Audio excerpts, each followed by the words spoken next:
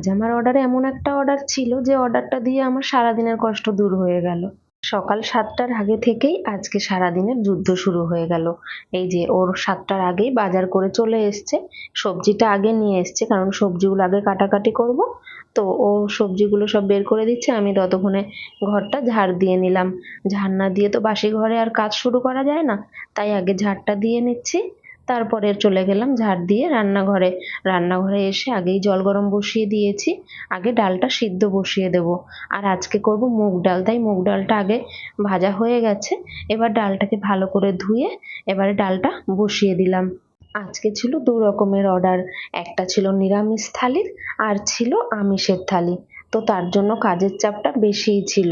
তো ডাল সিদ্ধ বসিয়ে দিয়েছি, আর এক পাশে এবারে টমেটোটা সিদ্ধ বসিয়ে দেব, কারণ টমেটো চাটনি করব, তো নুন দিয়ে টমেটোটা সিদ্ধ বসিয়ে দিলাম।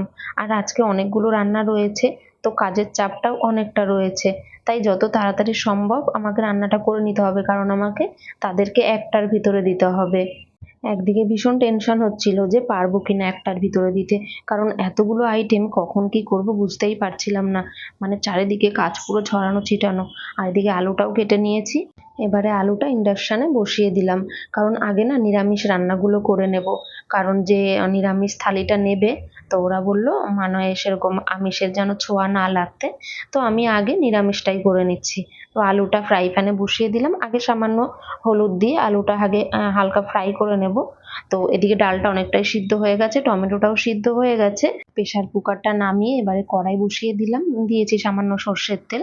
আর এদিকে দেখছি ও আবারও বাজারে চলে গেছিল, তো বাজার দিয়ে চলে এসছে, পুরো বৃষ্টিতে ভিজে চলে এসছে, কারণ আজকে না সকাল থেকে একটু মেঘলা মেঘলা ছিল, একটু বৃষ্টি হয়েছিল, খুব একটা না। তো এই যে বাকি ছিল বাজারের কিছু কিছু আনা, তো বাজারটা কমপ্লিট হয়ে গেছে। তারপরে এখানে আলুটা আগে ফ্রাই করে নিচ্ছি, কারণ আলু পটল কুমড়ো দিয়ে একটা তরকারি করব, তো আলুটা আগে সামান্য হলুদ নুন দিয়ে ফ্রাই করে তুলে নিলাম। আর এখানে পটলটা জলে ভিজিয়ে রেখেছি, কেটে কাটা হয়নি, ছোলাটা ছাড়িয়ে রেখেছি। আর এদিকে আলুটাও ফ্রাই করা হয়ে গেছে, এবার আলুটা তুলে নিচ্ছি। তারপরে এদিকে পটলটাও কাটা হয়ে গেছে, তারপরে পটলটা এবারে হালকা লালচে করে আলুর মতোই ফ্রাই করে তুলে নেব। সামান্য নুন আর হলুদ দিয়েই ফ্রাই করে নিলাম।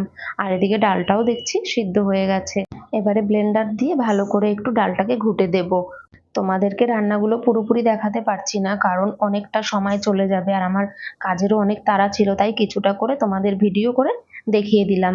আর এদিকে আলু ভাজাটাও প্রায় হয়ে এসছে, এবারে আমি এখানে কাঁচা লঙ্কাটা দিয়ে দিলাম, কারণ কাঁচা লঙ্কাটা না দিতে ভুলে গেছি। তারপরে দিয়ে দিলাম নুন, নুনটা আমি দেরি করেই দিই, আগে দিয়ে দিলে না আলুগুলো পুরো ভেঙে যায়।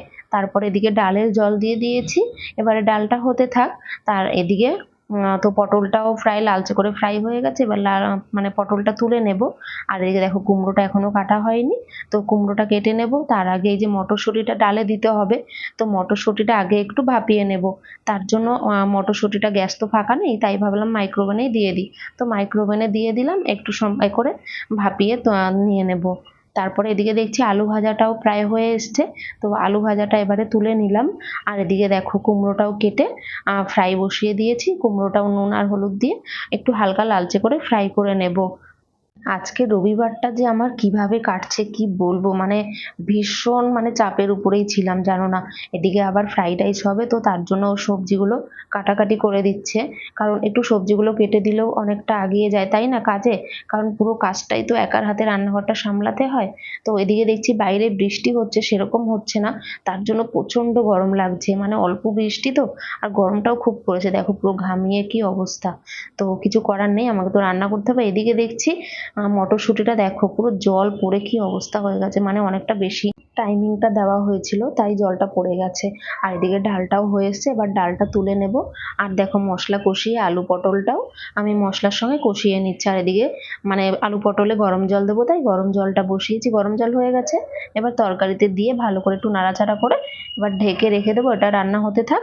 আর এদিকে চা বসিয়ে দিলাম, কারণ দাদা উঠে গেছে ঘুম থেকে। আর এদিকে দেখো ডালটা হয়ে গেছে, চাটনিটা এখনো হয়নি। এই আলু পটল কুমড়ো দিয়ে যে রেসিপিটা করছি নিরামিষ, এটা না দারুণ হয় খেতে। তোমরা যদি এই রেসিপিটা দেখতে চাও, তো পুরো রেসিপিটা দেখার জন্য আমাকে অবশ্যই কমেন্ট করে জানিও, তোমাদেরকে আমি পরে রেসিপিটা দেখিয়ে দেব। তারপরে চা হয়ে গেছে, এবার চাটা নিয়ে দাদাকে দিয়ে দিলাম, কারণ চায়ের জন্য বসে রয়েছে ঘুম থেকে উঠে।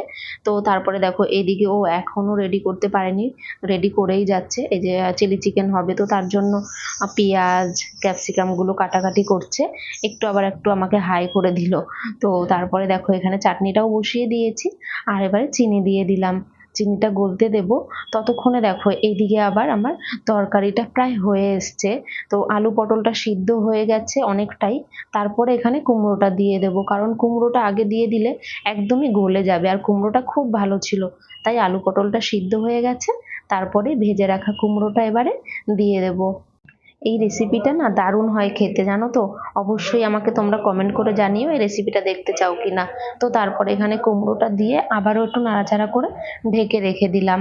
পুরো রেসিপিটা দেখাতে পারলাম না, কারণ টাইম নেই।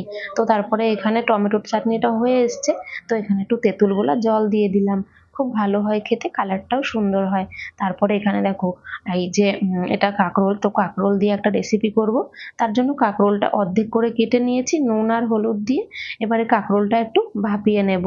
আর এদিকে পটলটাও রান্না হয়ে গেছে, তো গরম মশলা দিয়ে দিলাম, এবারে নামিয়ে নেব। আর এদিকে চিলি চিকেনের সমস্ত মশলাগুলো দিয়ে দিয়েছি।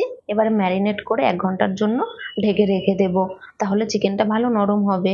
আর এদিকে সবজিও কাটা হয়ে গেছে কিছুটা ফ্রাইড রাইসের জন্য। আর এদিকে দেখো চিলি চিকেনেরটা এখনো হয়নি, ও কাটতে কাটতে ও আবার দোকানে চলে গেছে। আর এদিকে সবজিটা আমি সিদ্ধ বসিয়ে দিলাম সামান্য নুন দিয়ে। আর এবারে না পাঁপড়টা ভেজে নেব, তাই সাদা তেল দিয়ে দিলাম। আর বাইরে দেখো একটু বৃষ্টি হচ্ছে, এবার একটু জোরে হচ্ছে, তাই একটু গরমটা কমেছে। তো এখানে পাঁপড়ের জন্য তেলটা একদমই গরম হয়ে গেছে, তারপর এক এক করে পাঁপড়গুলো ফ্রাই করে নিচ্ছি, কারণ এই তেলেই চিলি চিকেনটা ফ্রাই করে নেব। নিরামিষ রান্নাগুলো প্রায় হয়ে এসছে। তো তোমাদের তো পুরো রান্নাগুলো আর দেখাতে পারলাম না, বুঝতেই পারছো যে কতটা কাজের চাপ। পাঁপড়গুলো ফ্রাই করা হয়ে গেছে, আর এখানে ভাতের জল বসিয়ে দিয়েছি গরম হতে। আর এখানে দেখো ভেজ ফ্রাইড রাইসের জন্য সবজিগুলো ফ্রাই করছি, সবজিগুলো ফ্রাই করা হয়ে গেছে প্রায়। আর এদিকে ফ্রাইড রাইসের জন্য চালটা ভিজিয়ে রেখেছি, কারণ কি অনেকটা সময় লাগবে ভেজতে। আর এদিকে দেখো এমন একটা আজকে অর্ডার এসছে না, ভীষণই ভালো লাগছে জানো তো অর্ডারটার কথা শুনে। তো ওরা এই থালায় খাবার নেবে, তো তার জন্য থালা গ্লাসগুলো দিয়ে গেছে। আর সত্যি ভীষণই ভালো লাগছে জানো তো। অর্ডারটা ছিল ওদের একটা ঘাট কাজের কাজ ছিল, তো তার জন্য খাবারটা নেবে। আর এদিকে দেখো কাঁকরোলের ভিতরে পুর দেওয়া হয়ে গেছে। আর এদিকে চিলি চিকেনও ফ্রাই করা বসিয়ে দিয়েছি। আর ভাতও প্রায় হয়ে এসছে। আর দেখো 11টা 20 এখনো টিফিন করা হয়নি। তো এখন আম দিয়ে রুটি দিয়ে তাড়াতাড়ি করে খেয়ে নেব। আর এখানে কাঁকরোলের রেসিপিটাও হয়ে গেছে। আর এখানে চিলি চিকেনের সমস্ত কিছু রেডি করে দিয়েছে আমাকে। সমস্ত রান্নাই হয়ে গেছে, শুধু চিলি চিকেনটা বাকি আছে। আর এদিকে নিরামিষ যে অর্ডারটা ছিল সেই অর্ডারটা আগে প্যাক করে দিয়ে দিলাম। ও ওইদিকে ভাতটা প্যাক করছে, আমি এই সবজিগুলো সব প্যাক করে নিয়েছি। আর দেখো চিলি চিকেনটাও রেডি হয়ে গেছে। এবারে চিলি চিকেন যারা নেবে আমিষটা, সেটাও রেডি করে দিলাম, ও চলে গেল নিয়ে। ব্যাস আজকের মতো অনেকটাই চাপ কমে গেল। লাস্ট রয়েছে এই থালার অর্ডারটা, তো এবার এই থালাটা সাজিয়ে দেব। তো এই থালাটা সাজালেই তারপরে আমার কমপ্লিট হয়ে যাবে আজকের মতো কাজ। বাপরে বাপ, সত্যি মাথার উপর থেকে পুরো পাহাড় নেমে গেল। তো এই থালাটাও আমার সাজানো হয়ে গেছে, আর দেখো তো কেমন হয়েছে থালাটা সাজিয়ে। সত্যি আজকে এই থালাটার অর্ডারটা পেয়ে না আমার ভীষণ মনটা ভালো হয়ে গেছে জানো তো। একটা পবিত্র কাজের জন্য এই থালাটা অর্ডার ছিল। তো ভীষণই ভালো লাগলো অর্ডারটা দিতে পেরে, টাইম মতোই দিয়ে দিয়েছি। এই খাবারটা যারা অর্ডার করেছিল তো তারা নিতে চলে এসছে। খাবারের উপরে ভালো করে পেপারের কাগজ দিয়ে ঢেকে ওনাদের কাছে দিয়ে দিলাম, আর ওনারাও দেখে ভীষণই খুশি হয়েছে। তো আমারও ভীষণই ভালো লাগলো আমাদের, তো দিতে পেরে টাইম মতো দিয়ে দিয়েছি। আর দেখো আমার বরকে প্রাণ ভরে আশীর্বাদ করলো, এটাই বেশি ভালো লাগলো। আজকে সারাদিনের কষ্টটা একদম মানে এটা দেখেই একদম চলে গেল। তো 2:08 সমস্ত কিছু কমপ্লিট অর্ডার।